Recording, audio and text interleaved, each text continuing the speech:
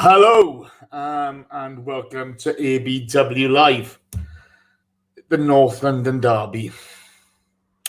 Yeah. Okay, before we start, if we get into it, a couple of words today. On behalf of us all at ABW, our thoughts and hearts go out to Jack Charlton's family. World Cup winner, league winner with them, Leeds United, 700 plus appearances. English legend, took Ireland to European Championships and to 2 World Cups. Irish legend. There's not many people who can say they're an English and an Irish legend. But the man was a football legend. He was abrupt. He was abrasive. He told you the way it was, whether you liked it or not. But he was caring and honest, and he was funny. Leeds United, England, Ireland, they're not my cup of tea, but even I loved him. He's an absolute legend, and it's a sad loss for all, but a great life lived. Moving on from that, we saw again today some disgusting abuse aimed at Wilf Zaha. If any of you in this chat box or listening to this podcast think that that's acceptable or okay, go to hell. Get out of here. We don't want anything to do with you. This shit has to stop. It's got to stop. And people need to educate themselves. This is not what we want to see. Okay? It's fucking abhorrent. It's disgusting. And, if you want to fucking chat about it, we'll chat about it. But there ain't going to be no niceties. So our thoughts go to Wilf Zaha, 12-year-old, for crying out loud. Sending that nonsense. It's not on. And on we go. Quick shout out to Kieran Gunner, 93. He's getting a load of abuse from Scousers at the moment. Well done, Kieran. First in the box was Julian Salmon. Then we had Am235100, Phil Marker, Sanam Gurung is in there. Julian Salmon, Richard Morris, who used to live around the corner. Hata Hansi's in there. Brad Richardson's in there. K-Man 1867's in there. The Coltons, Archie, Loki 73, Brendan Almeida is there, Rudy Rastlos, Ron Ree, who am I missing? Supercalifragilisticexpialidocious. Hello everybody. It's the North London Derby and it's not a happy one, but I'm happy to have the 2 guests I got today. Kris can't make it, unfortunately. He's feeling under the weather, so he's had a pull out, but I have got the man from the underground. It's Karl. Say hello, Karl. Jason, you used a pull-out joke and didn't go to John. Come on, do better than that. Jason, I am actually quite, do you want to do that again? Do you want to rewind and start again? No. Oh, but I'm good. Thank you. I've let myself down. I've let my family down. I've let you down. I'm sorry. Oh, but I'm good. How are you? Good. I haven't podded you for ages. I know you haven't podded the next guest for a hell of a long time. So it's a nice change of mix-up today, so that's really nice. So it's just disappointing what we got to talk about. On to my next guest. It's my brother from another mother. Say hello, John. I'm not doing it today, Jace. It's not happening. I'm not doing it. I mean, they fucked me off. You fucked me off, and we've only just started because the pull-out joke was there straight away. Karl fucking nailed it. So... What can I say? I'm sorry. Yeah. But on the other hand, what's happening tomorrow, pal? See, this is wonderful. At a time, I'm going to have my little rant now before we even get into the fucking game because this is annoying. The world has got a pandemic. 1 million people have died. I should be thinking about that and the terrible things that are going on. But because of that, all the football's been moved. So it's my birthday tomorrow. I'm a year closer to 40, which is scary enough. And this is weird. I'm going to have to sit through a North London derby the day before my birthday. Normally on my birthday, I'm watching a World Cup final, Euro Cup final, something like that. England aren't in it. I don't care the shit anyway. I'm normally watching Italy or cheering them on or something. But no, I have to watch the North London derby. You fucking ruined my birthday, Arsenal. So thank you very much. All of us at ABW. Happy birthday, Johnny boy. I'm so pleased for you. It's just a shame it's not going to be a good one. Let's get into it. Karl, I'm going to start with you. The only change we had to the lineups was Pepe for Saka. Not much wrong with that, was there? No, I, as much as or how disappointed I was for Saka not to start, I kind of understand why Arteta did it. He had played a lot of football since we returned. I think he's played nearly every single game, and I think a North London derby is, although it's a very good game and it's a game that everybody wants to play, and I can kind of understand he's reserving him. He's very, very young, and I think even it showed sort of towards the end of the game when he threw the ball down. You have to have the right mentality and the right head for it. And even though he's a very good player, he's brilliant, but he's only 18, so you can kind of understand him making the mistakes, and Tottenham might have targeted him. So and Pepe, he's kind of fresh. He hadn't played the last game because of the birth of his child, so I can understand that was quite an easy substitution to make. I think it was quite a 1 in 1 out, kind of like almost like for like. They're both very fast, very pacey, very skillful, both play on the wing, just opposite wings. But no, I had no quarrels with that change whatsoever. Yeah, I totally agree. You've got to manage Saka. All this nonsense where you got to play him. You've got to manage him. He's at that point. He's a young kid. He may have been able to come on sooner, but I didn't see a problem in resting him there. I really didn't. John, game starts off. Oh my God!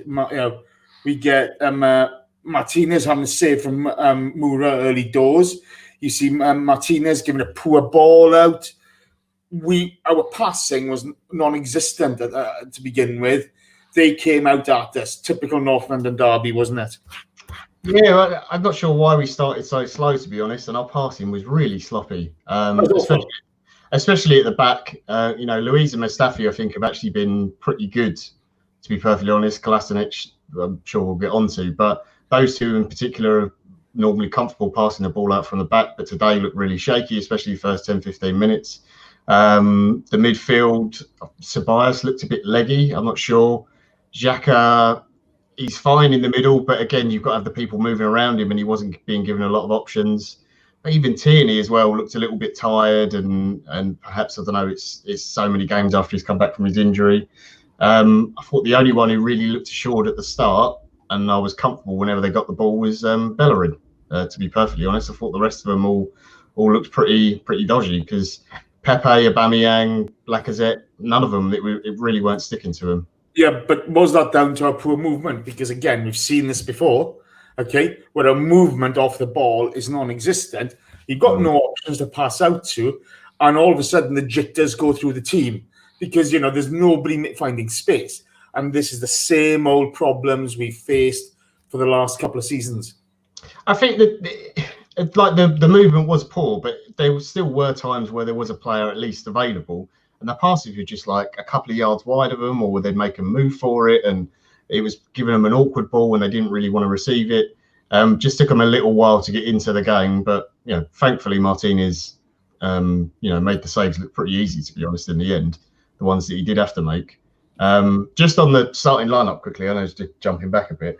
I was actually disappointed to see Saka out of the team, and I wouldn't have started Lacazette, which I know now looks very stupid. But previous to the game, I would have played Saka one side, Pepe the other, and Alba through the middle. That's just me. Well, we're going to get on to Pepe in a bit now because he's only got 1 foot, and that's probably cost us today. I thought the fact that he's only got 1 foot, and we struggle. Karl, you see some good work from Ceballos and Tierney, well defended by Spurs. Martinez saving from Kane again. Pepe giving the ball away cheaply. We started to come into the game more, okay, but we weren't really creating a massive amount, were we? No, it was very slow, very lethargic. Like John said, we seemed a bit leggy and like almost we were very, very tired. I mean, it almost seemed that we had played like a few days before, but we had more rest than Tottenham did. We had, I think, 48 hours more rest than they did. So you kind of would have thought that we would have started the game a bit more sprightly, and obviously you would have thought that Arteta kind of would have told them to capitalize on that. The fact that Spurs only played 48 hours ago and they would have been more leggy. And, I don't... Sorry, I'm not kind of making excuses, but it was a warm day in London today. Very, very warm. And I know you can say, yeah, they're athletes and they've had this amount of time off and blah, blah, blah. But and then they're not used to playing in this kind of heat. You know what I mean? It was, like I said, it was a very warm day. And I think that may have taken its toll. Again, it may seem like an excuse, and it probably is, to be honest. But for me, I just think that we should have capitalized on Spurs' tiredness. No, I totally agree with you. Karl, have a look at your camera, mate. You've got a bit fuzzy there, pal. John, after 16 minutes, all my frustration seems to go away. Xhaka does really well to get the turnover ball on the edge of the Spurs box. Gives it a Lacazette. Lacazette a couple of nice touches, and ooh la la. Look, I've been disappointed with him all season, but that finish is just ridiculous. That when you see him do that, you just get so frustrated with him in all the other games. You just think, why can't you do that more often? Because you see it when he's angry or he's annoyed by something or whatever, and it almost looks like he was, I don't know, whether it was a challenge or a pass that wasn't made for a run he'd made or something, and he just gets the ball, just turns, and just the way he hits the ball. The technique, no keeper's getting that. Absolutely. I think on the commentary, I had Dixon and whoever it is who does the NBC commentary with him. He said, like, the ball's already in the back of the net before the keeper's got across. Oh. It's fantastic finish. And it shows the other thing as well, you pointed out, the Xhaka putting the pressure on.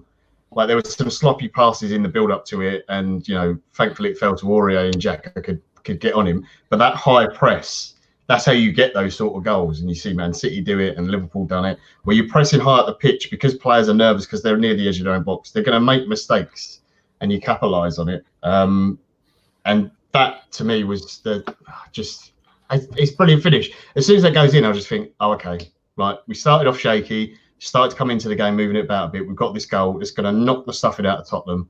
It's just going to knock them back a bit and we can go on from here. And I thought, yeah, we're going to do them today. Do you know what? I'm with you all the way, Karl. There was no backlift to that shot. It was just, that's all I got is like a boom. It doesn't come off your foot any sweeter than that, does it? No, it was brilliant. It reminds me of a goal that he scored in the Europa League when he played for Lyon, and I'm sure it was against a Turkish club. For some reason, it's in my head. If Kris was here, Kris would probably tell you, but yeah, in my head, it was definitely a goal that he scored against in the Europa League, and then that's when he was like, yeah, we need to get him. We definitely need to get him, when I thought that he would change Arsenal. It was brilliant. It was absolutely brilliant. I watched it in my living room, and I had my living room window open, and as normal, I shouted like very, very loudly, and people walking past my house sort of laughed because they knew I was watching football, which made me laugh. But yeah, just an absolute brilliant shot. Like, Lloris would never get in there. No keeper was getting there. It was just brilliant. It's almost like an angry shot, kind of like, when like you're pissed off, the referee's just given like a foul against you, you're arguing, you just want to hit something as hard as you can, and you hit the ball. And yeah, absolutely brilliant. And at that point you thought, yes, like we can go on to do something great. Yeah. No, I gotta be honest with you, I'm so excited at that point. I'm going to stick with you here, Karl, but not 2 minutes later. Kolasinac gets the ball. He's got time. He's got Tierney free ahead of him. But again, we see this all too often with our midfielders and defenders at times. He looks for the back ball to David Luiz, and he puts it inside of him instead of outside of him. And Son is on it. Luiz has got no hope. Oh my God. I couldn't believe it. And to be fair, Son, he finishes really, really well.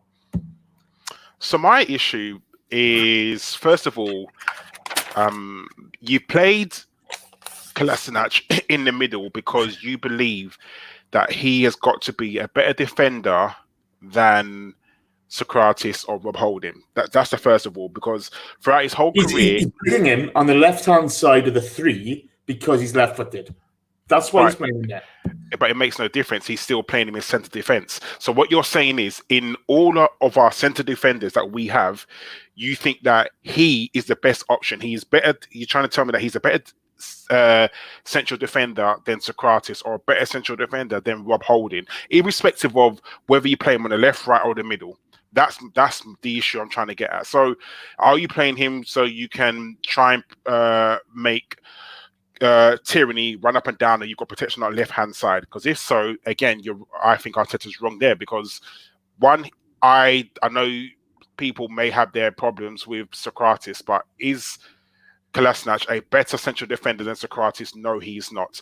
Is Sokratis a better central defender than Rob Holding? I don't think that he is. I don't know what the hell's wrong with my camera. But so for me, that's where you've gone wrong. You're playing with someone who cannot pass a ball. This is someone who runs up and down the wing, or should run up and down the wing, because that's his quote unquote day job.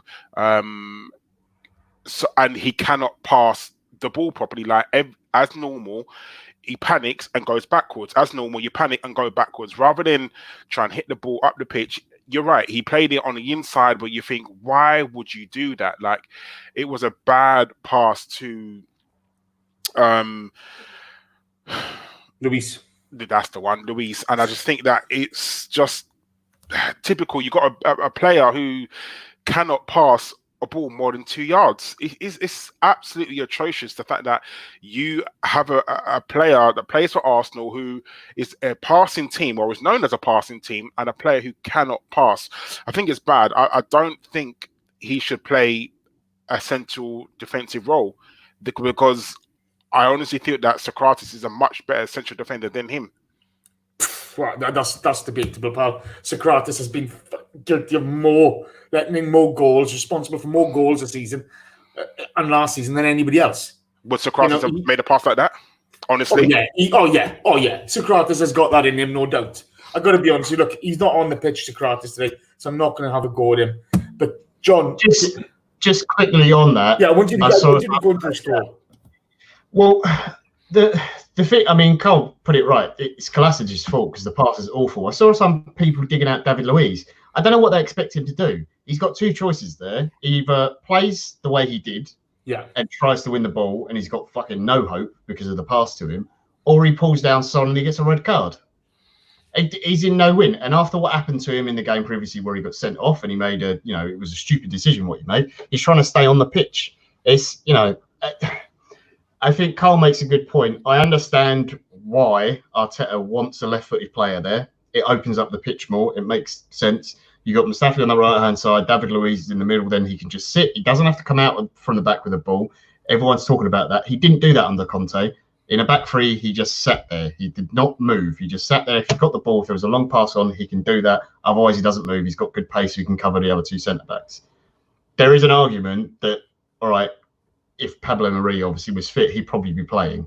It would be the guess, and it's part of the reason why they got him, because he's left-footed. Cedric Suarez is a guy who has played as a centre-back in a free, and he can play left or right foot. To be perfectly honest, the way Kolasinac has been playing in the system, I think I'd rather see him play there. You could play Tierney there. He's not the biggest, but at least he can fucking defend. I know that you lose a lot of his attacking ability then, but it's not like he can't change that, so that is an issue. It's you could swap Kolasinac and Tierney in those positions, couldn't you? Yeah. Because Karl going forward as that thing, he's got a lot of pace and he'll open up the field for you. Yeah. So there's definitely options to move that around. So that is disappointing. I think the thing with the remainder of this season is Arteta's just trying to see it through. It's clear that he obviously sees Marie's going to be his left-sided one. Saliba's coming in next season. He's played in a free. He can play central. He can play on the right. I think he's played majority of on the right of a free. That gives you more options in the middle, so you can have David Luiz. Obviously, we sign up for contract. You've got Holding. You've got Callum Chambers if he is going to be one who stays. So I think that selection issue is just one where it's kind of persevered with what we've got till the end of the season, and then it's all going to be addressed. It does make me worry about the City game, obviously, for the Cup, because that's basically all we've got to play for now. Let's be perfectly honest. I'm just so frustrated because despite the defensive errors and the mistakes, and obviously we'll get to the second goal as well, we had enough opportunities in this game. We're going to come to that. To score more. Yeah, we're going to come to that. Just quickly, would it be prudent to put, like you said, Tierney in the middle and then even play Saka where Tierney plays? Or do you then maybe lose Saka's attacking prowess? I think he's shown that when he's played at left wing back, he still gets forward and contributes loads. And don't forget, the way we're playing, those wing backs, they don't get back as much as they normally would. They are very, very high up the pitch. And I think if you're Saka, you just play wherever. He said it himself. If the manager asked me to play somewhere, I play there. And you saw it today in the game, obviously, when they shifted around at the end and they just sort of threw on everyone we had, and he went to left back essentially. So I don't see it as an issue putting him there. It's difficult, though, isn't it? You know, you want the guy to show off his attacking ability. Okay, you know, he's not gotten to where he is for his defensive work. He's gotten there on his attacking ability. I think you've got enough at left wing back at the moment. You could play Kolasinac there. You could play Tierney there. You've got to. You don't need to play Saka there for the sake of playing him there. If you're going to play him where you want him to develop and don't mess him about. Do you know what I mean? If he has to come in for injuries issues, fine. But let's not put round pegs in square holes. And you know what I mean? You know, I just think I want to see this guy in the opposition half with the ball at his feet. I think he's exciting. I also want to see him on the left-hand side, not the right-hand side, because I think he's more effective from the left. But we wait and see. Karl, we see a Ben Davis screamer hit the woodwork. I think Martinez gets a save to it. Heart in mouth time. Definitely. I honestly thought that it was in. I genuinely thought it was in. And, you know, I hate saying it, but credit to him getting it on target. But also credit to our goalkeeper for getting the fingertips to it and just putting it onto the bar. It was, you know, the shot was as good as the save. But again, you just kind of, we're holding off people. We're just letting people come inside, and you're thinking, I can't be the only person who's thinking, go towards him. But no one does, not our defenders, not our midfielders. And at that point, you can't, no matter who it is, and I guarantee they probably were hoping him to hit it. They probably said, yeah, go on, son, hit it. And then he's hit it and he's gone onto the post and you're thinking, come on, you got to do better than that. Yeah, it's really disappointing, and it's part of the reason I get frustrated with this team is we don't close down quite well enough. Even when we do the press, we've gotten lucky a couple of times through hard work. You know, hard work's earned just a bit of luck a couple of times, rather. That's the way to say it. But you know, I thought Ceballos and Xhaka first half, even though we came into it towards the second part of the first half, I didn't think they were up to much. John, your opinion on that, then pass on to Karl again, please. I thought they were okay in terms of what they did in controlling the pace of the game when we started to come into it. And Spurs had set up in a way where they really only had the two in midfield. I think it was just Winks and Lo Celso. But in terms of creativity, you weren't getting a whole lot from them. I think Ceballos did a couple of decent passes, but they were quite deep. So it was very much relying on our wing backs. Karl, I don't know what your take was on the midfield for the first half. I think that it just, for me, it wasn't good enough. Ceballos had a few good touches here and there, and he was trying to drive on that. I see what he was trying to do, 100%.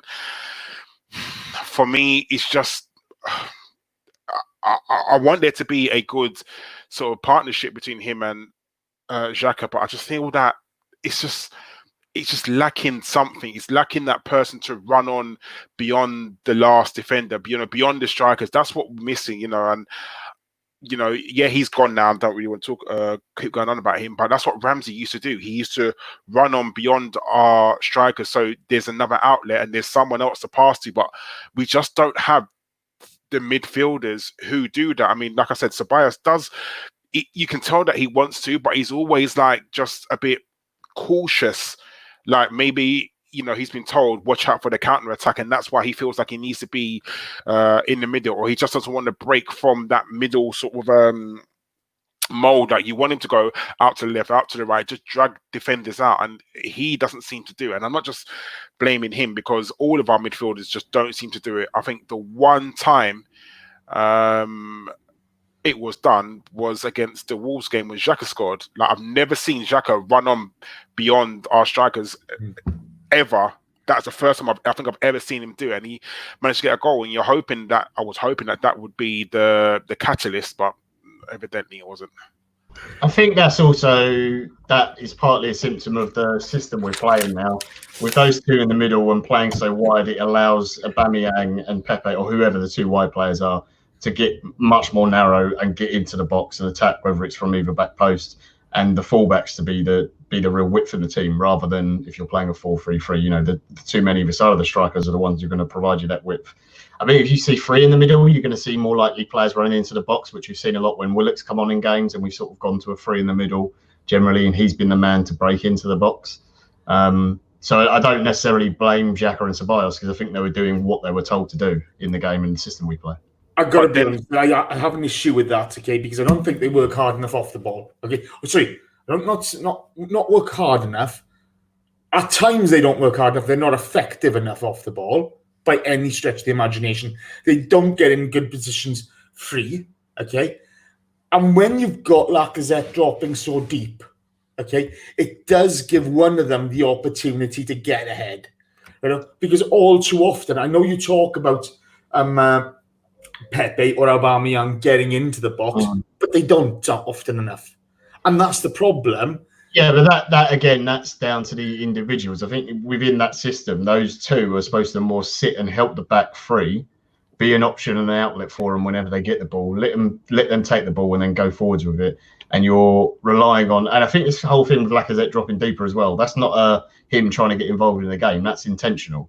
Yeah, that is the. I think this is why, and this is the one issue I have with Arteta so far, is I know why he doesn't put Aubameyang through the middle. He's very effective from the left. It's fine. You can play him on the left and he'll still get you goals. We've seen that his whole time he's been at Arsenal. He can't play with his back to goal. So going through the middle in the way we play at the moment just isn't going to work. Lacazette, as much as I don't particularly like him at the moment, despite his amazing goal today, which I'm taking nothing away from, that was fucking brilliant. He will work really hard and hold the ball up for you and bring other people into play in the same way that Nketiah does, which is why you keep seeing that swap at the moment for those two. And I think that's where the issue is, that if you're going to play this system, those two centre mids, you're not going to get much out of them creatively. It's all going to be on the two men who are either side of Lacazette or Nketiah, whoever it is through the middle, and the wing backs. They're going to be the ones who have to provide the bullets for you. Karl, you saw good work from Lacazette in the box, creating an opportunity for Pepe, okay? Which it wasn't the greatest shots, and unfortunately didn't kind of happen. But again, we don't seem to have anybody then chasing on, do we? We're not following in for any rebound balls at all, are we? No, and that's been Arsenal's issue for God knows how long, to be honest. It's not an Arteta thing. It wasn't even an Emery thing.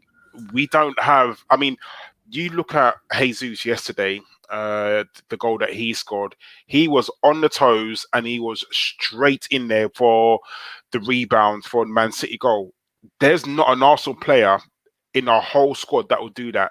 They just wait, and that's what my issue is. Like, I looked at that goal yesterday and I honestly thought to myself, Arsenal would never, ever, ever score a goal like that, because no one anticipates the second ball. No one anticipates, the goalkeeper rebounding and or a player missing a header or anything like that. And it gets frustrating a little bit, because you do think to yourself, why aren't they taught that? Why aren't they constantly on their toes? I find that Arsenal are constantly flat-footed, especially you see when we're doing quick passing as well. Like, we'll have a nice passing movement and then someone will hit a ball to the left and then they'll be so flat-footed, the ball goes wide. And you think to yourself, come on, guys, like, you are in training together all the time. You should know kind of, what the other person is going to do. And we just don't anticipate stuff and we don't run behind. And it's frustrating that we don't do that. It's almost like they say, right, I'm a midfielder. I'm not a striker. I'm not going forward. Do you know what I mean? And I know it's stupid for me to say that because they obviously don't think like that, but it just seems like they do. You're on mute, Jace.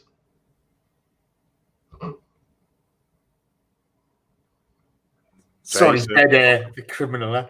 That's the first half. I agree with you. I've got to be honest. I find it very frustrating at the moment. You know, you saw. I know. At the end of the Leicester game, we were under the cosh, but Christ, we were better than the way we played. I know the weather was horrible, but we had nothing left in the tank. You know, and I think fitness is going to be a big part of this. And you heard Mikel Arteta when he came in say how disappointed he was with the fitness. Well, there's no secret. We got rid of a performance director in the summer in what's his name? Darren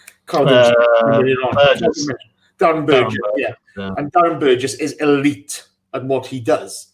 And you know, I think this is another issue with Emery and Raul, where they wanted their own way, and instead of, you know, doing what's best for the squad, we're doing what's best for Raul and Unai Emery, and it's left us in a hell of a mess. But, you know, they'll have to address that in the summer. They're going to have to address it. End of the first half, so the scores in the doors were, we edged possession 52-48, shots 6 each, on target 4 to them, 2 to us, corners 2 each, fouls 7-2. Now, they picked up a couple of yellow cards, and I was really expecting us to run at Aurier and to run at Ben Davis in the second half. But we don't. You see us under the cosh again beginning the second half. You see Mustafi defending well against Moura. You get to see Winks make a pullback challenge on Ceballos, which had been a yellow for everybody else, not given a yellow. John, it was beginning to get a tad frustrating, wasn't it? Yeah, I actually thought the referee had done quite well in the game up until that particular challenge. I thought he'd let most things go if he could. He'd given yellow cards when it was obvious, and it was like a tactical foul. I think a couple of the Spurs ones, the first couple were just like, well, they've gone past me. I'm just going to have to pull him down or, you know, pull back on the shirt or whatever. That one just made no sense. And it was kind of almost I think afterwards you sort of saw him and he was like fumbling about in his pocket as if he was like, I'm going to do it. And then just changed his mind last minute. So I didn't quite understand why he didn't give it. But yeah, because of the way we'd ended the first half and we had him under pressure, and then when we came out in the second, I just thought, where's the energy? It was very slow, kind of drab, both teams. It looked more like a sort of training session. And it's just a weird thing for a derby as well. Lee Dixon said in the commentary, he said, like, last couple of years, the derbies have come kind of stale for him because he's obviously older generation. The football was a lot more physical back then. But even today, there was no one really getting in each other's face. There was no arguing or anything else. I'm not talking about going and being, you know, stupid and being an idiot, doing a Guendouzi or whatever. But there was no real aggression in the team, like from either club, to be perfectly honest. It was very odd. I'll give him a pass today. I will give him a pass today because without the crowds, it's so different. Do you know what I mean? Oh, yeah, no. I totally understand. It's a very bizarre atmosphere to play in, and to be in such a, what is, you know, one of your bigger games of the season, and for them it's normally their cup final. It's, I don't know. I just felt like no one gonna get up for it a little bit, you know, have a bit of pep or fight in it, and there just didn't seem to be any. To be fair, I mean, Karl, you know, we don't seem to have those characters in the squad at the moment, you know. I mean, for all the talk of Xhaka as an enforcer, what have you, I don't think he is. I think you know, he gets the rough end of the stick way too often. Do you know what I mean? And the front three, they're too relaxed to sort of get into people's faces. Ceballos, he's not that type of guy. The defenders are bunnies in the headlights at the moment still. You know, they're still living off, God, what happens if I make a mistake? There is that lack of sort of up and up in there, isn't there? Yeah, and you can kind of put it down to, and this is someone like me saying this, maybe there's too many people, too many foreigners from playing in the fixture who don't know what it means. Like, wait. Let me finish, because I'll say this because yes, you can say that. Yes, when you play for the Arsenal, you should know what that fixture means. You should know. I mean, my generation, or when I started supporting Arsenal, the two fixtures you look out for is the Manchester United one and the Tottenham one. Those are my two biggest rivals. They're my rivals. You know, people may have from different eras. People may say, "Oh, Chelsea are a rival." For me, Chelsea are not that much big of a rival. You know, people may say Liverpool. For me, it's Man United and Spurs. For me, if I was the manager from the week before, I would be hyping people up to say what this fixture means. I mean, unless you, and I know what you're going to say, but for me, unless you really support Arsenal, like, you know, we have invested interest, like, and really wanted to win this game because it's them lot. We want to beat them lot from up the road. We have to. That's me. Man United and Spurs. Those are the two teams that we have to beat throughout the season for me. When you come in and it's just a job, it's just like, you know, I get paid to play football. They will say, well, we want to beat everyone. You know, that's the case of how, you know, as probably a footballer would say. And I get that. But for me, it's a bit of passion. Like, could you imagine, like, none of our players, like you said, like John was saying, none of our players, you know, get in their faces. Could you imagine someone like Ozil trying to get in someone's face? It just doesn't work. Like, everyone is too pally and too nice. And it kind of, and I'm not digging at Ozil. I'll dig out everyone in the squad, to be honest. I'll dig out every single person. Everyone's too pally. And, like, you know, all that shaking hands at the end, fuck that shit. I would not be shaking anybody's hands from Tottenham if it was me. I'll just be like, no, you're my rival. You're my biggest rival. Yes, the game is played with sportsmanship and all that shit. But for me, no, not shaking your hand before the game. And I ain't shaking your hand after the game. Look, I've played in some nasty derbies where you've hit 7 shades of shit at each other.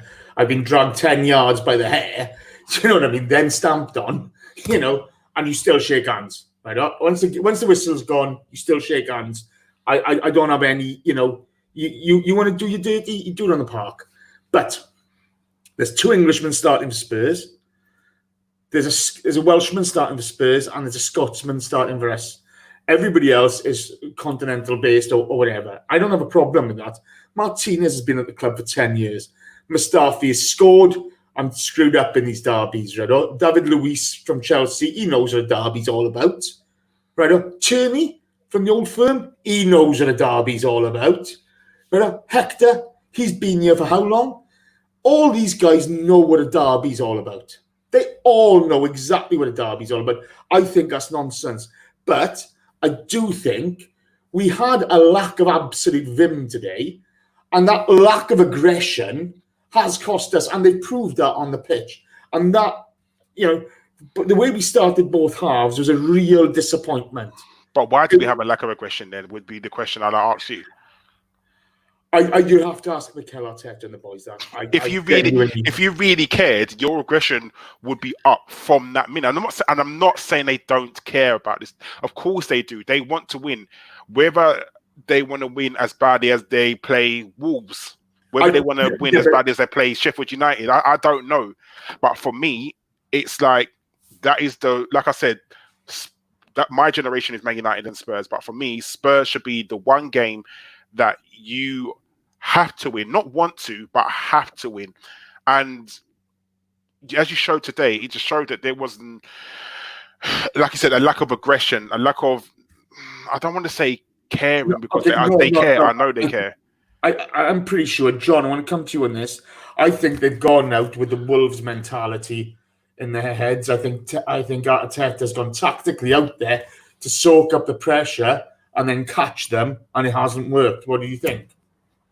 I don't think he got, like, tactically outdone. I think he got undone by 2 really fucking stupid mistakes from his defence by individuals. So I think tactically, I think he was fine. And to be perfectly honest, we controlled large portions of the game. Did we create enough to win the game? Yes. I would argue that if you look at the game on balance, the chances Aubameyang had and the chances Kane had, if they're both on form that day, it probably ends up in a draw. It could have been like 4-4 or something. But, you know, I don't think tactically necessarily got it wrong. I don't think, like, Mourinho's a tactical genius or anything like that. their best player was Lucas Moura, who for the majority of the game I thought we did really well against. But we just made 2 really stupid fucking mistakes, and Tottenham didn't waste their chances for it. And that's the difference today, to be perfectly honest. You've got Tottenham not wasting their 2 gifted chances, and, you know, Aubameyang not scoring. I mean, the first chance he had where he completely mishit it and it almost fell to Lacazette is the worst one. The one where he hits the crossbar, all right, okay, if you're being really super harsh, he should have scored, but he did just about everything else perfect. And then there was the curl that I think Laurie's got the save on. But you would say any other day, Aubameyang has scored 2 of those, to be perfectly honest. But then you look at the other end and you say, well, Kane had the one where he probably could have done a bit better when he's gone to chip Martinez. He had the other I thought one. Martinez did really well there. I thought he was did good. But don't get me wrong, Martinez did really well, did everything perfectly right. But you know, and I hate saying it, but you know Harry Kane in form scores that goal, regardless of how good the keeper plays. I think the bounce, I think that's all he can do with the bounce is chip. And I think, you know, Martinez has worked that out. Oh, I think Martinez is flawless in what he's done from goalkeeping terms. I just think top form, you know, Harry Kane he scores that. He didn't, so fuck him. Oh yeah, no, that's the good thing. I mean, that's the one positive to come out of this game is him moaning and not looking particularly happy at the end of it, and he's still stuck on 199 goals. It's great. Oh, I hope he fucking does his ankles in. Karl, so we're on top now. Okay, we got on top of the game. You see Ceballos and Xhaka dictating the midfield at this point. Okay. We're on top, but we're not creating those really clear-cut chances, are we? We're not. As we've all said, there's no real pace or aggression in our game. I think Arsenal were Arsenal's own worst enemy. I think, like you said, we were actually controlling the midfield, and you know, it's nice to see the link up between Ceballos and Xhaka. It's a partnership that's blossoming at the moment, isn't it? It's getting to the point where, you know, first 2 names on the team sheet will be those 2, and it's nice to see a little bit of a partnership there. But it's just that axis that you just want them to create. You know, it's all well and good having sideways passes and backwards passes, but you want forward passes. You want, you know, the creation to happen between those 2, and it just doesn't. And it's weird because you look at Xhaka, whose passing is very good. You know, he's got a very good pass in him, and Ceballos, who obviously wants to, you know, run on, and you know, you can tell he's the sort of player that when he gets the ball, he's got quick feet. But the end product for me is what's lacking. Mute again, Jace. Sorry, my professionalism just gets the better of me. Freaking heck. Now, you know, I mean, these. You know, we're not creating those clear-cut chances, John. We can't inject pace into the game when we really need to. The problem with Pepe, playing Pepe on the right-hand side, and Pepe frustrates me. The goal return he's got this season is superb. You know, 16 goals and assists. Right? You got to give him credit, okay?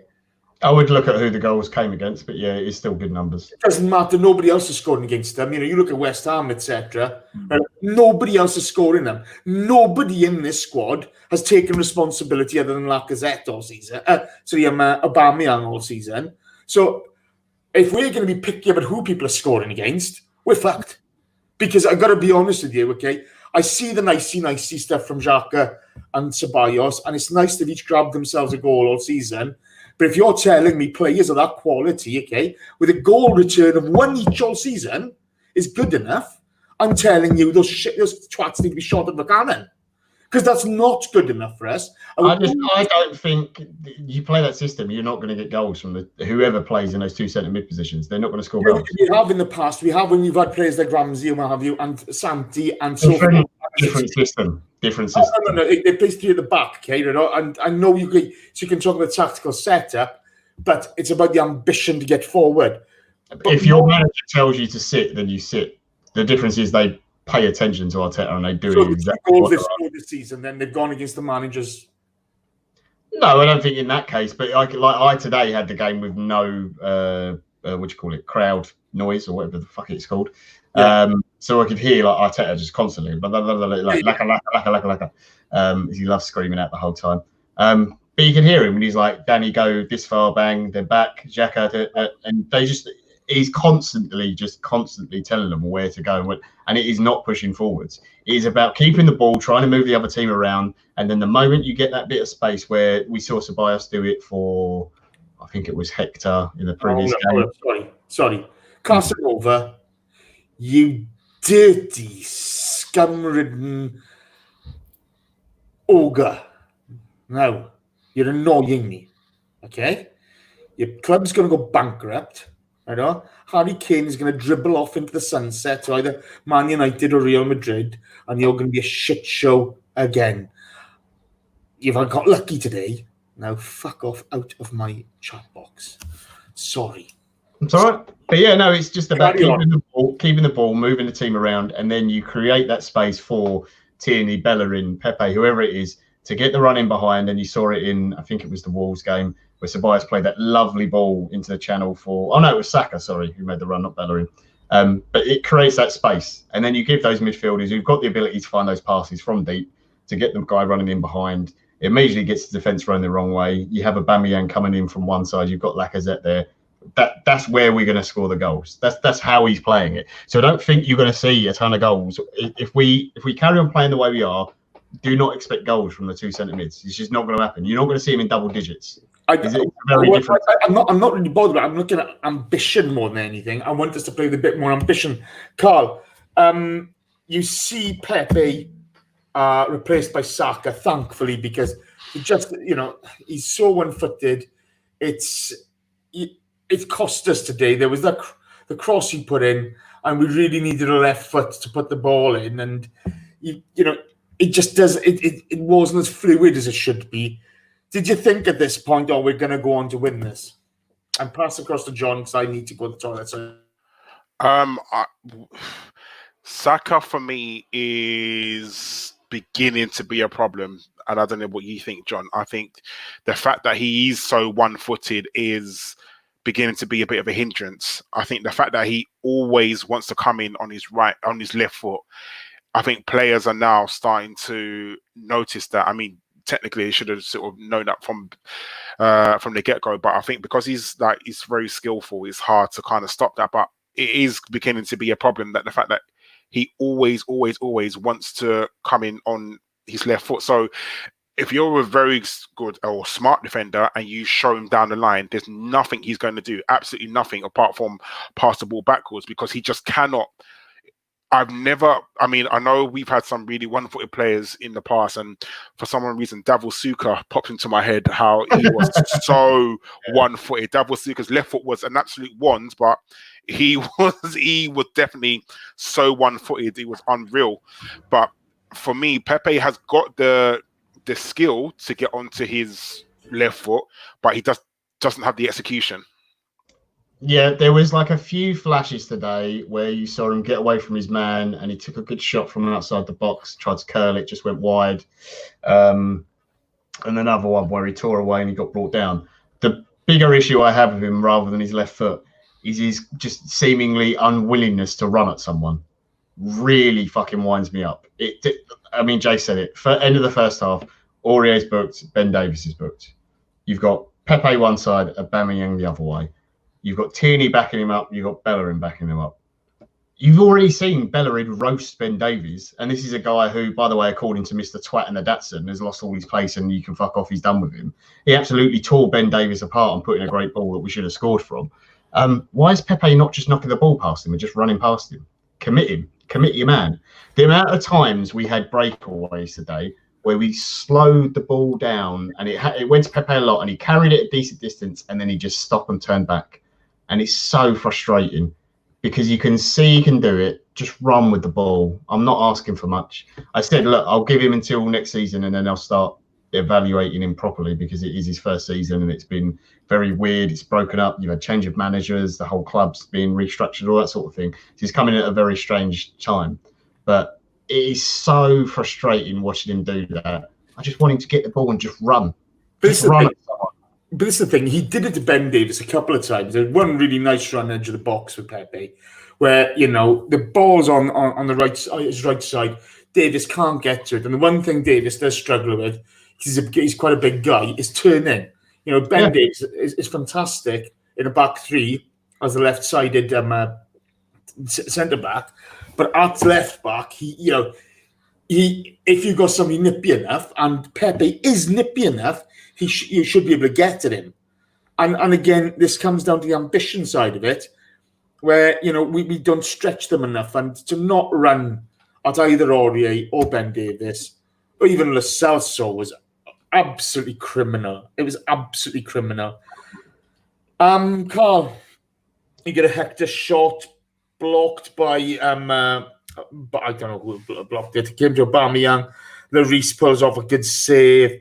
Then you get a Mustafi mistake. He went to ground too early. And you see Martinez saving from Son. It's ants in your pants time. It's getting to that time again. We give away the corner. And unfortunately, we get it wrong. Talk to me about the Alderweireld goal. I think that the marking was all wrong. I mean, as much as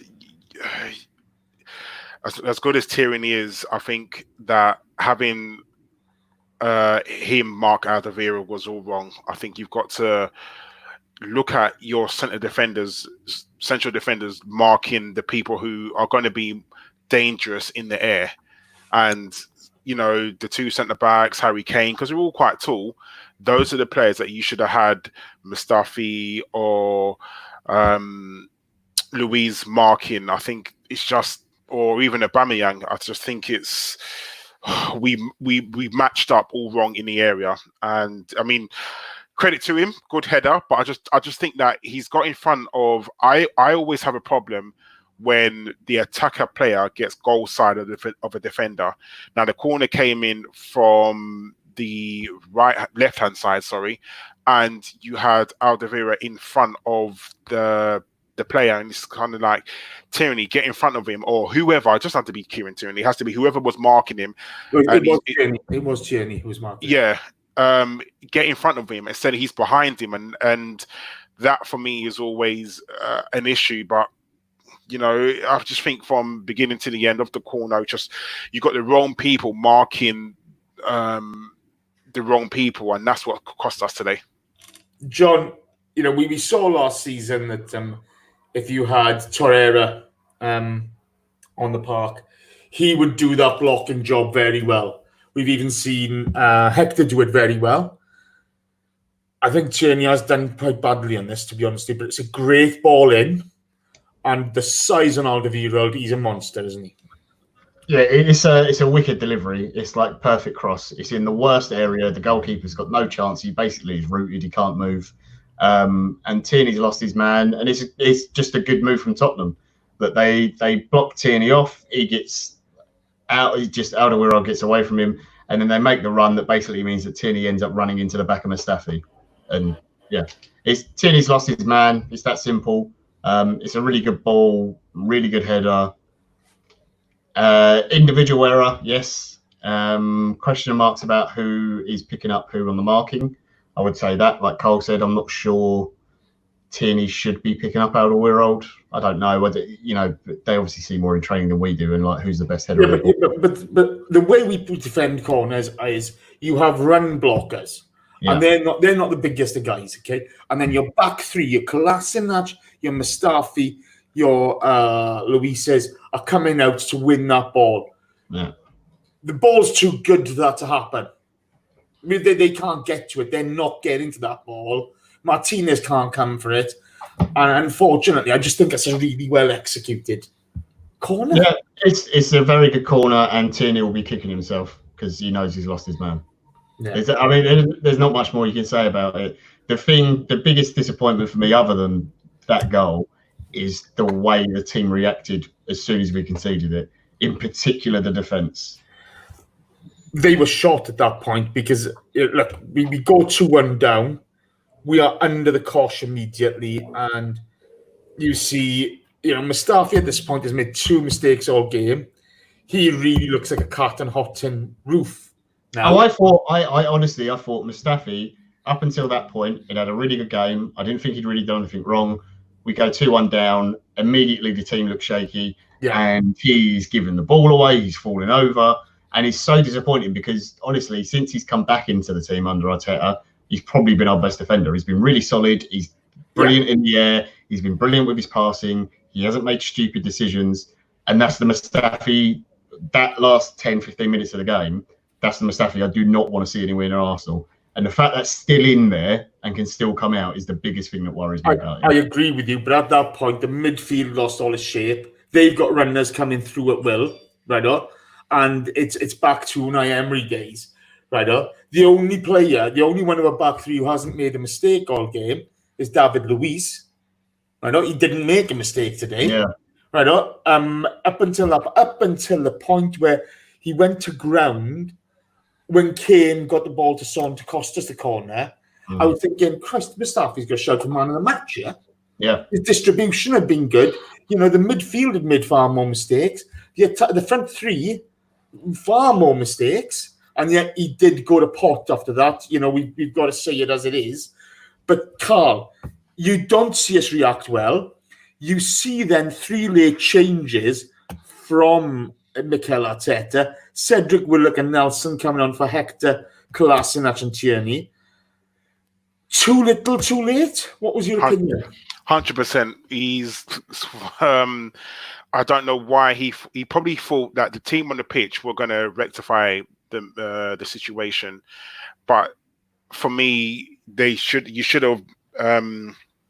changed it so much earlier, and I don't know why he did it. I don't know why he's so reluctant to make changes. And this is something we've seen from Arteta. I think we've definitely seen that he just doesn't like to make changes. He doesn't like to change up. Where we was all praising Unai Emery when something was going wrong, he changed it straight away. He wasn't scared to make 3 substitutions at half time, and we all praised that because of what we had from Arsene Wenger. We had the customary 65-minute substitution that we always had from Arsene, and it was nice to see something different. But Arteta seems to be in the old school of Arsene Wenger, trust the team that I've picked.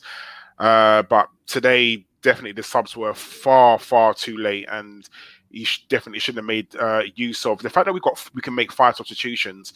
You got to make use of that. And if you felt that your players were tired, try and change it up and bring on something else. Like Lacazette was tired. Lacazette hasn't played a lot of 90 minutes, so you could tell that he was tired. And yeah, you're right. We didn't really have a different striking option, but you change the system. Then you put Aubameyang up front and bring on a Nelson who can play on the wing. Change it up, and he didn't do it today, which was disappointing. I agree. I think he got done. Okay, I think your midfield was shattered. They just weren't up to it, and that last 10 minutes, a la the Leicester game, showed it again. Really disappointed by the front three today. Look, the game runs out. We've lost. I'm not angry. I'm disappointed. I thought we showed a lack of ambition. I thought we showed a lack of aggression. And I thought we gave a bloody awful Spurs team. We gifted them 2 goals and we gifted them 3 points, which really annoys me. And I think Arteta has to take, whereas he's taken plaudits all along since he's come in, I think he has to take the blame today. He can talk of mistakes on the pitch as much as he wants, but John, don't tell me the substitutions put us into an advantageous position today. No, I don't think they did. I think he could have made changes earlier. I think the options he's had, not having Nketiah and not having Martinelli, obviously hurts. I think they're bigger for us than people perhaps realise. He's really reluctant not to play with a Lacazette or Nketiah through the middle. That seems quite apparent. I do understand why. Putting Aubameyang through the middle at that point in the game, honestly, isn't really going to offer you a lot because Spurs are just going to sit back so deep that there's going to be no space for him to run behind. And at that point, you've completely nullified him. because going through the middle, he's just going to get picked up every time or be offside.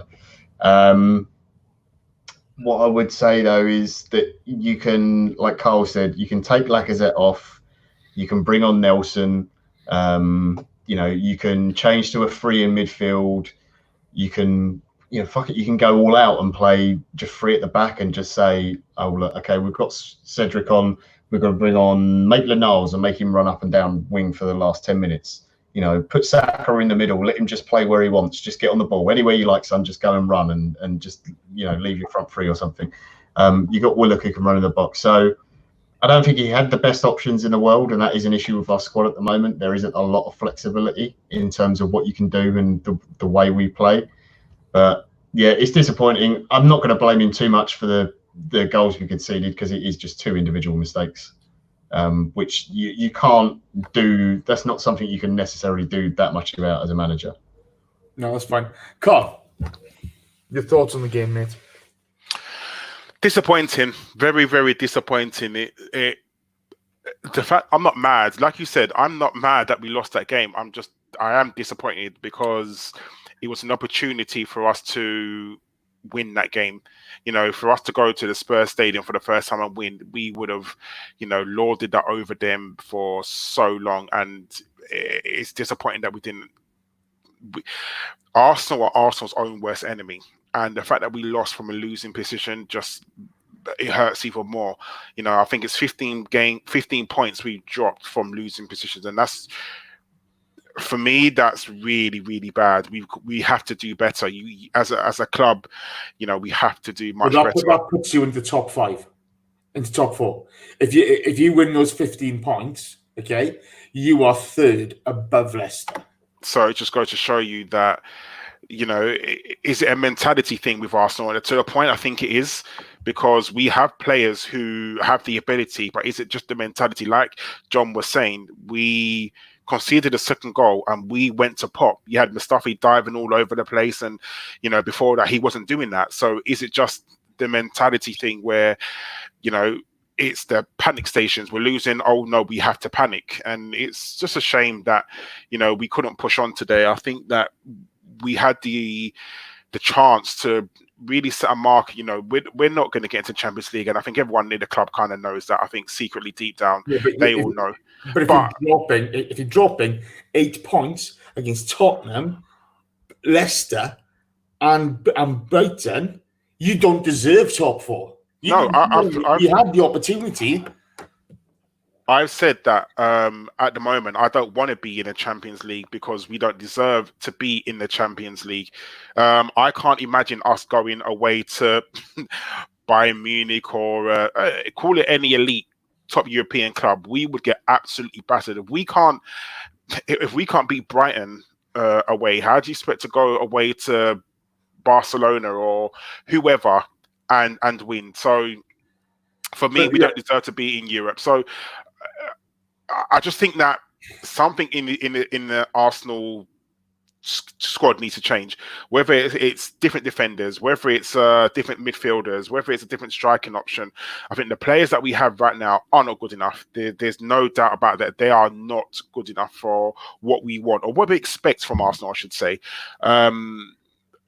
However, I just think that Arteta hopefully is the man to change that. And right now, it hurts and it's raw because we just lost a North London derby. But my counterpoint to that is, okay, people keep on telling me, we're not good enough for Champions League football. We're not good enough for Champions League football. If we'd have beaten Brighton, if we'd have beaten Leicester, and we'd have won today, and those aren't big asks, okay, they're not big asks. We're in the same amount of points as United did. I know United have got a game in hand in us, but you've lost it there. And without Champions League money, who are you going to buy? Because I'm not being funny, okay, we can't go spunking money that we haven't got. And so that's one of the things, we need to show a bit more ambition. And who cares if we get humped in the Champions League? We need that money. But it's all if, buts, and maybes, Jason. It's all, if we had beat Man United, if we had beaten Leicester, but we didn't beat Leicester. If we had beaten Brighton, but we didn't beat Brighton. So it's all if, buts, and maybes. And right now, it's pointless for us to think about, if we had done this, if we had done that. The fact of the matter is, we didn't do it. And there's a reason why we didn't do it, because of the players are not good enough, because the tactics, the system, a culmination of things is the reason why we didn't beat those players. And I want to be in the Champions League. I do. Of course, you want to be with the elite of Europe. I miss being in the Champions League. But do we deserve to be in the Champions League? No way. No, we don't deserve. We do not deserve to be in the Champions League at all. Right, John, what are you laughing about? You're giggling. Sorry, Thunder Road has just put a question for me in the chat that I cannot answer on air. But yeah, all I would say is, Thunder, just bring wet wipes. There you go. That's all I'm going to say. John, how could you this one? Thunder Road. Let me tell you one thing now. You man up. You just man up and you get the job done, okay? You know, it's next man up mentality and you go for it. That's all I'm going to say. Right, sorry, let's get on with this. Right, questions, boys. First to you, John. Phil Marker asks, what about asking Real about a swap deal for Guendouzi and Ceballos? I would... I mean, yeah, if they're open to it, yeah, sure. I don't know whether Zidane would want... I mean, to be fair, Zidane, wanting an arrogant Frenchman, but it probably sounds right up his street, to be perfectly honest. If they're open to it, I have no problem with it.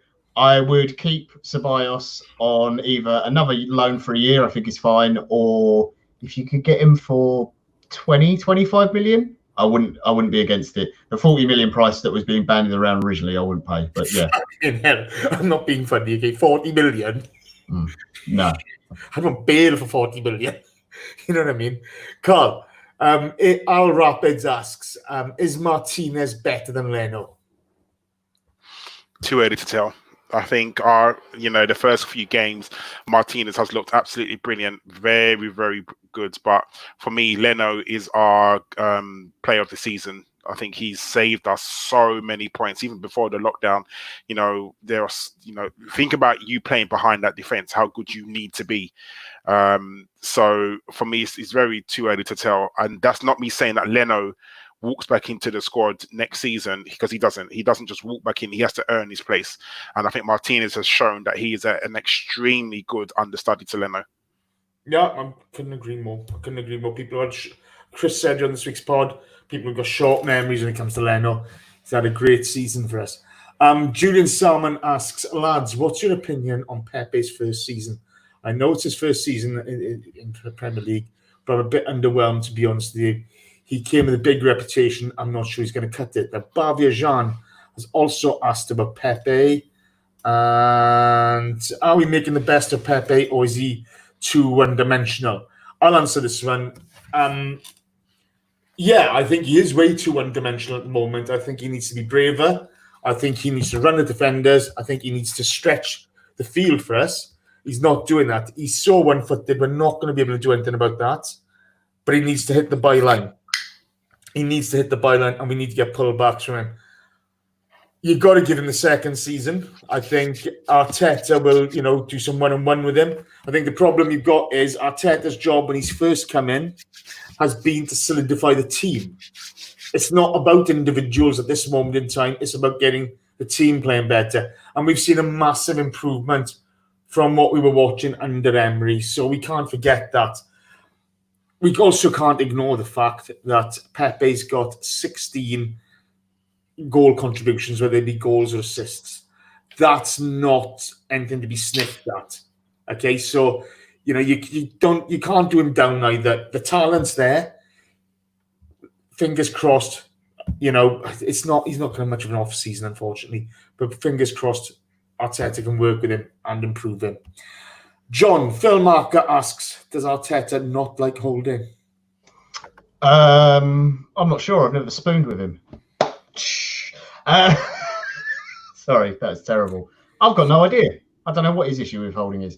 I think it is he likes to have the left footer, the right footer, and he's really wed at the moment to David Luiz in the middle. But I don't know. We'll see what happens. It's a little bit concerning that Holding has not played, because I think the times he's come in, he's been solid. I don't think he's put the foot wrong.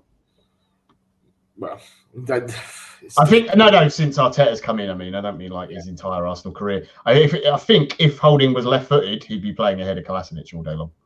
If I was left-footed, I'd be playing ahead of Kolasinac. Make it straight, okay? Karl, Gooner asks, should we sell Mustafi and Sokratis this summer? We have to sell one of them. I don't think we can afford to sell both of them, because we can't afford to replace both of them. So one of them will have to more than likely go, and it more than likely will be Sokratis. I think, with the wages that he's on, we've got Saliba. Whether, I don't know if Arteta likes Saliba, so you're going to have to watch this case and see. But definitely Mustafi and or Sokratis goes. The thing is that people are putting a lot of weight on Saliba as a guy who's never played in the Premier League before. And this is what I'm saying. I definitely agree there, because I think a lot of people have, come in and thinking that Saliba is going to be the second coming of Tony Adams. Respectfully, and he's played in the French league. And sorry, Kris, but no, let's be serious. No, he's played in the French league, and there's levels to this shit, and. Yeah. Unfortunately, the level that Arsenal are right now, you probably fit in nicely, but you don't know the sort of how he's going to come in, how he's going to fit in with the other players. So who knows? It's going to be interesting. I think not having Chambers fit as well has an impact on who goes. You look at Mustafi's performances since Arteta's come in; they've been very good. Today was the first time we saw weakness from him. So. We look at our injury situation and go from there. One of them's got to go for certain. I'll take the next one. Calvin Masterson asks, do you think fitness levels at the club need to be finally addressed? We never replaced Darren Burgess. I've banged on about this before, okay? You can't let people go, or the quality of people like Darren Burgess, not replace them and expect for things to improve. Unai Emery left this club in a shit state. People can rewrite history all they want. Our fitness levels were in the dogs, okay? Our general performance is in the dogs, right? We were going down a hill at a rate of knots. It was like an avalanche how quickly we were going downhill. And losing quality people like Darren Burgess has not done us any good. It needs to be addressed in the summer. Whoever it is to come in and take care of that, I don't care. But it needs to be addressed. John, Femtog asks, do we need to spend more time looking for more creative midfielders this summer as a priority rather than a strong DM? It all depends on what Arteta sees as the system and everything going forwards. If you're playing with two centre mids and we're going to stick with the system next season, then no, a creative, central type midfielder isn't someone we're going to get, because you're not going to play him. We don't have a position for him at the moment. If we're going to change the system, go more 4-3-3, then yes, I do think it is something that needs to be addressed. The problem is you've got to address some dickhead called Mesut Ozil first. I think he's in Notre Dame. He's back so bad at the moment, mate. Honestly, he's got to be there, isn't he? I don't know what's going on with it. The bells. Yeah, honestly. What's it they said on the Tuesday Club? He's made a raft out of £50 notes, and he's floating off into the distance for all his money. I'd love to be a fly in the wall and know exactly what was going on here. Well, from Arteta's little quote today, he didn't mention anything about the back injury. Arteta on Mesut Ozil, he's still in the same position, and we will manage everything internally. I have nothing to say. It's really disappointing, isn't it? It's really disappointing. We stood up for him under Emery, and now we're back to square one. And I've always loved Mesut Ozil. I love the talent, but he's taken us for fucking mugs if he's not knuckling under them. I honestly, I wish we had the money and just said to him, "There's your contract paid up. Fuck off."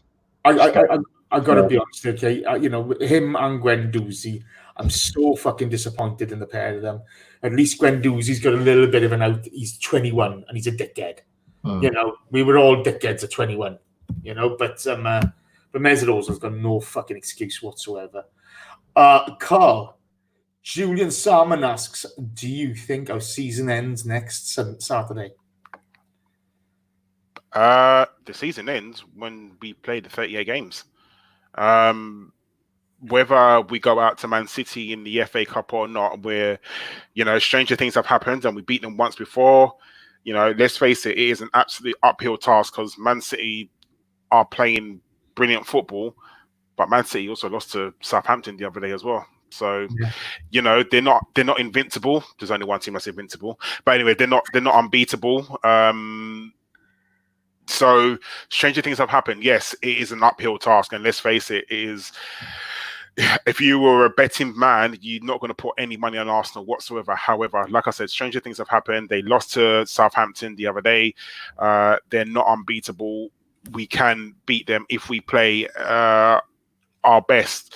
No, you know, it's going to be difficult, very, very difficult. But, you know, if we lose to them, we lose to them. That's it. We're not just going to give up on the season. We still got another 4 games to go. So, you know, it doesn't. The season just doesn't end. We may not have much to play for, but no, we keep fighting to the very, very end. Sound like a war speech. Yeah. Yeah, but there's 9 points to play for, and we could still have St. Tottenham's Day. I know we got Liverpool. I know it's not easy, but you've got to go for it. You've got to be ambitious. John, Avon Teddington asks, I know we waxed lyrical about the contribution made by Aubameyang, but when was the last time he scored against the top 6 side? I am not a stats man, so I have absolutely no idea. Tottenham last season. Yeah, he did in the 4-2. 5-2. He was in the away game, didn't he? Yeah, Torreira scored in that game as well. Yeah. What I would say is, if his record is bad against the top 6, which I assume that's what the question was about, it's disappointing. But I would argue the amount of goals he scores for us, and seeing as no one else can hit a fucking barn door half the time, I wouldn't complain. And as that story floating about the 250 grand a week or whatever he wants for 3-year deal, just give it to him. Honestly, there's no one else in the team. Like today, there was a half a second where I thought maybe you could take Aubameyang off, and I immediately corrected myself. I went, "What we're doing? He could be shit all game and then still score a worldie."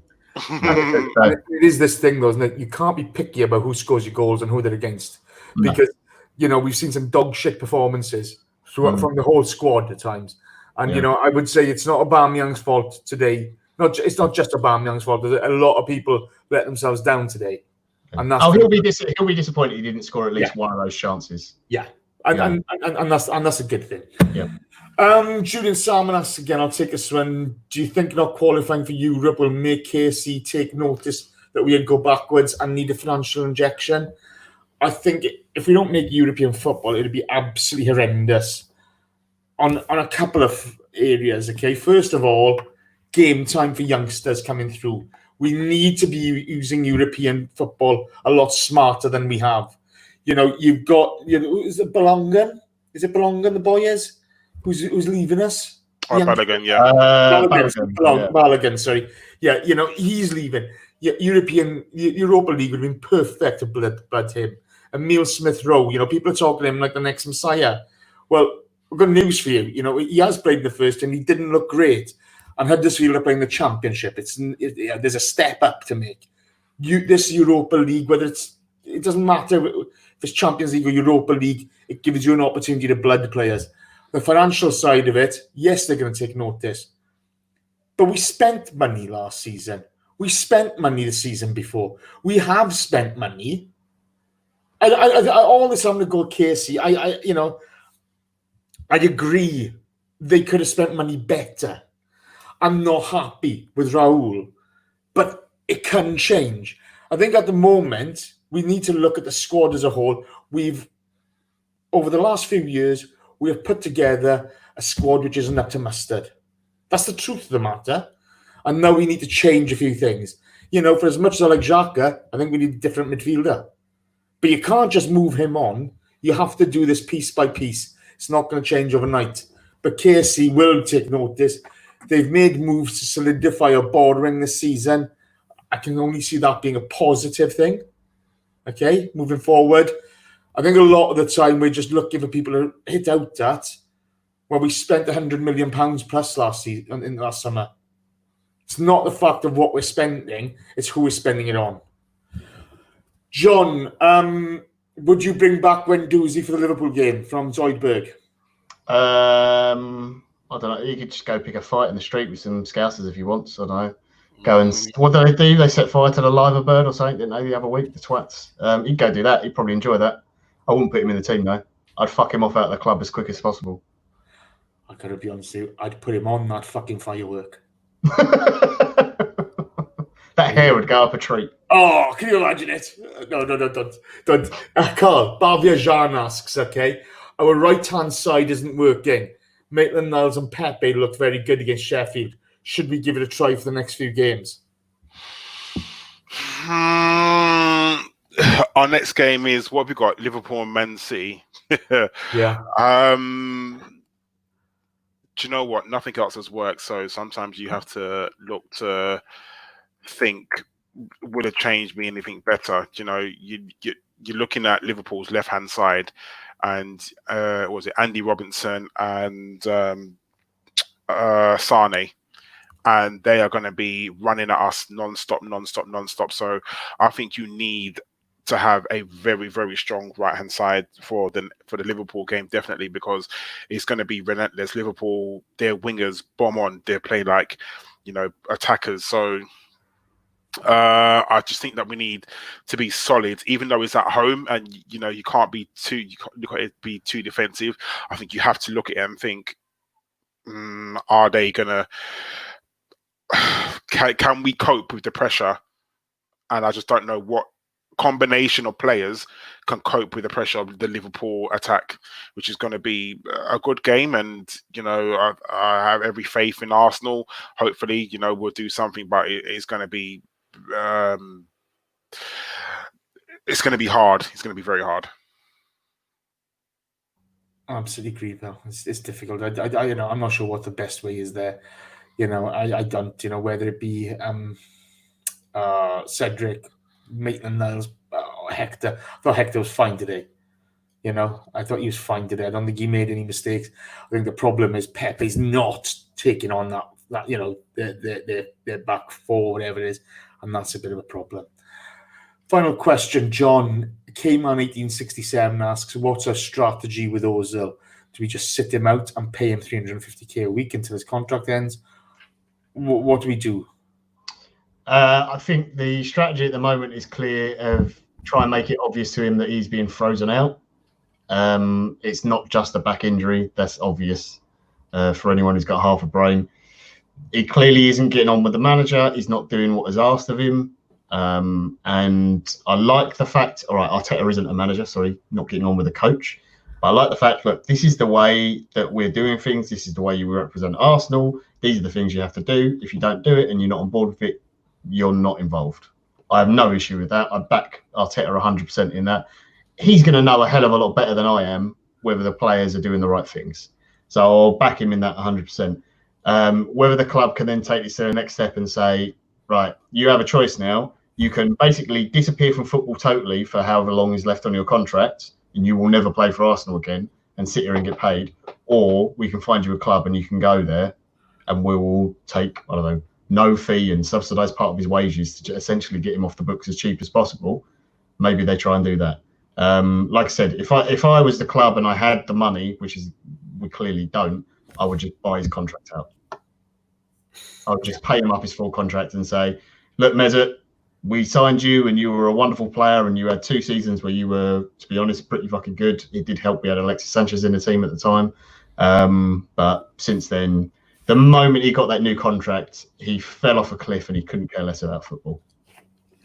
It's difficult, isn't it? Because you see the contracts with both Sanchez and Mesut Ozil. Mm-hmm. Actually, if we'd have kept them both, fuck, what a shit show that would have been. Oh, yeah. You know, they've both fallen so far off a cliff. It's horrendous. And, you know, you want world-class talent, That's what we all want in the squad. But when it doesn't perform this way and it just doesn't work out, and the thing with Mezet, I can accept he's an introvert. I can accept that he doesn't react the way certain other players react. But by Christ, come on. This is 2 managers this has happened with now. Well, it's not 2 managers, is it? We even saw it a little bit under Wenger a couple of times. There was some arguments and stuff, and he weren't happy with him. Happened under Emery. I know Freddie was only in charge for a bit, but he wasn't particularly keen on him. Arteta, he came in, to be fair, at the start, he was okay. And then just gone. But let's be honest, he has not performed anywhere near his ability for 3 years, maybe longer.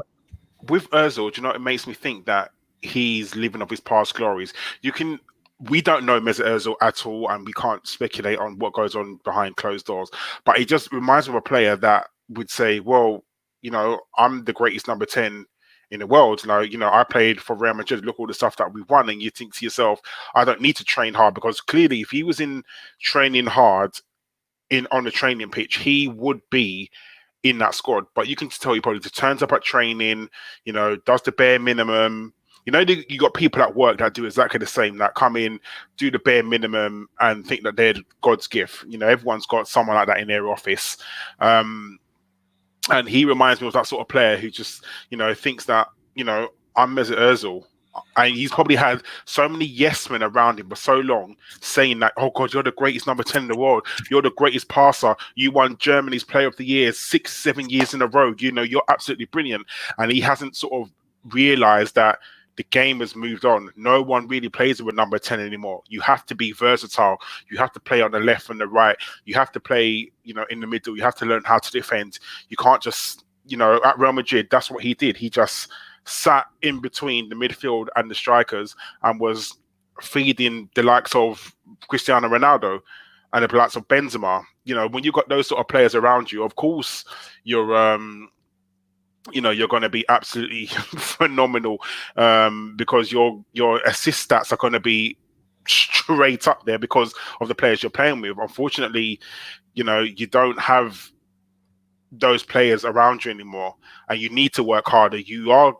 You are asked to play in a different position, and I think that he just doesn't want to do that. He wants to just sit in between the midfield and the strikers and just pop passes here, there, and everywhere. He doesn't want to run. And I know we look at his stats and say, oh no, but he ran 55 kilometers. And you're like, okay, but he may have ran that much, but what did he actually do in the game?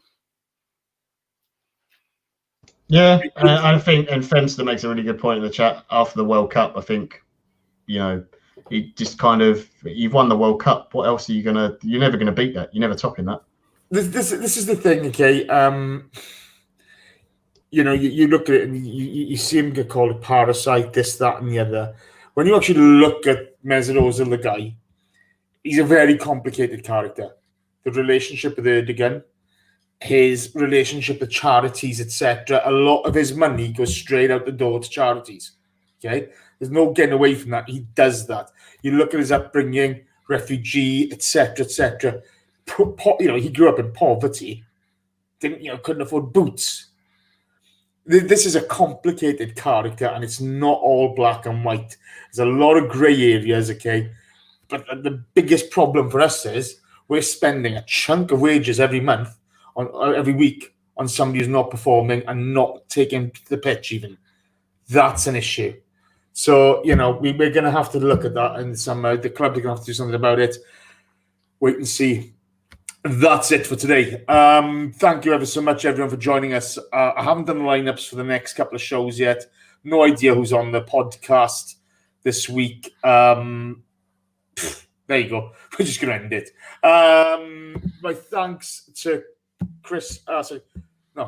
Get well, Kris. Sorry. Get well, Kris. Hope feeling better. My thanks to Karl and John. Boys, it's been a pleasure. Thank you. Cheers. Really, thanks having you on. I love chatting to you, Karl. Even John as well. Look at that beard he get. Thanks to everyone in the chat box. You've been superb as always. Brilliant stuff. Some really interesting points. And come join us this Wednesday. Is it Wednesday we're playing? I've got it written down somewhere. Yeah, I think it's Wednesday we're playing Liverpool, aren't we? Yeah, so we got Liverpool Wednesday. Come and join us off the game. Take care, guys. Thank you for joining us. Keep it Arsenal. Oh, God, I hate the fucking North London derby. Ta-da.